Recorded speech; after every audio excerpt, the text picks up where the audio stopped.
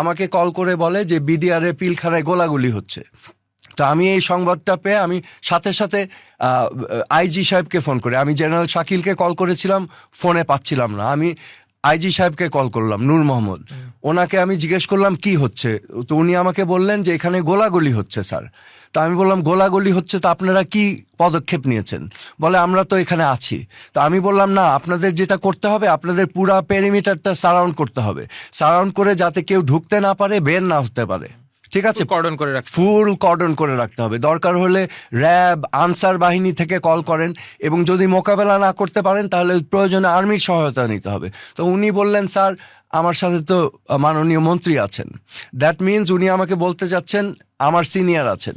So এখানে স্বরাষ্ট্রমন্ত্রী সাহারা খাতুন, তো আমার ইনস্ট্রাকশন সে ফলো করতে পারছে না। ঠিক আছে, তখন আমি সাহারা খাতুনকে ফোন করলাম, আমি ওনাকে একই কথা বললাম। উনি বললেন যে মাননীয় প্রধানমন্ত্রী এটা ম্যানেজ করছেন। আমি প্রধানমন্ত্রীকে কল করলাম, উনি আমাকে সে সময় ক্লিয়ারলি, আমার এখনো মনে আছে, বিদেশে বসে এত কিছু এত বেশি বুঝো না, আমি দেখছি সব কিছু।